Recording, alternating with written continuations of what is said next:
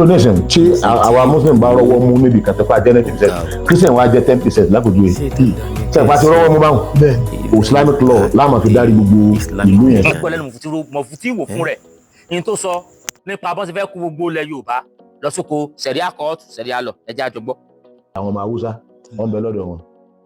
Ìlọrin bíi wọn béèrè ẹ wọn bẹ lọ́dọ̀ tiẹ̀ náà àwọn ò tí ì béèrè ní àwọn ẹsẹ̀ ń béèrè báyìí ní even lẹ́sìn náà béèrè wọ́n sì ní nǹkan ọmọ pé alẹ́ tọ̀ rẹ̀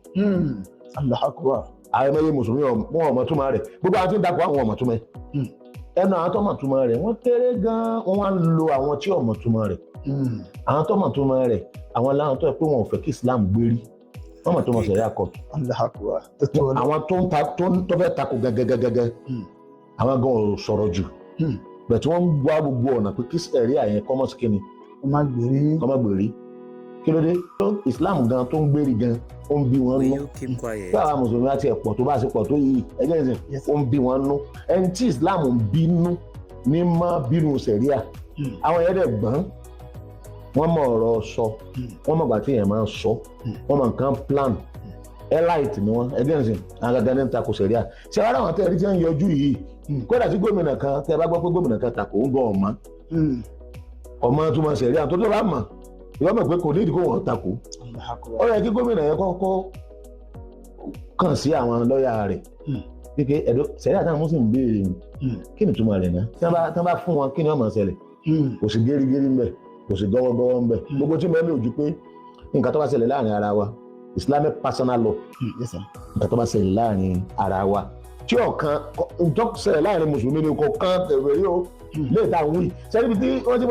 ti lè gé orí ibi tí Islamic government bá sí kíni tí ò wá sí nǹkan mi bẹ́ẹ̀ ju ẹ̀sìn Islam lọ. Euro nation tí àwa muslim bá rọ́wọ́ mú níbi kàtẹ́pá jẹ́ 90% christian wa jẹ́ 10% lápòjú yìí sẹ́pà ti rọ́wọ́ mú báwọn islamic law láàmà fi dárí gbogbo ìlú yẹn. bí a kì í túmọ̀ lọ kí n ṣe káwọn tuntun gbọ́. Euro nation tí àwa muslim bá rọ́wọ́ mú níbi kàtẹ́pá jẹ́ 90% christian wa jẹ́ 10% lápòjú yìí sẹ́pà ti rọ́wọ́ mú báwọn islamic law láàmà fi dárí gbogbo ìlú yẹn. bí tí mo lọ nùgbọ́ ẹgbọ́ ẹ̀yọ́ lólùfẹ́ wa ìnìdààmú ẹ ṣé mo dúpẹ́ ẹgbọ́n tí Mufti wí ó ní lápèjúwe tí wọ́n á gbé sẹ̀ríà lọ wá sílẹ̀ Yorùbá tí muslim bá jẹ́ 90% ó kàn sọ 90% ni as far as muslim bá jẹ́ 60% wọ́n ní káwọn mọ̀ pé nínú agbègbè wọn o christian tó wà láàrin yẹn àti oníṣẹ̀lẹ̀ tó wà láàrin yẹn islamic law náà ni islamic court náà wọ́n fi mọ̀ darí wọn.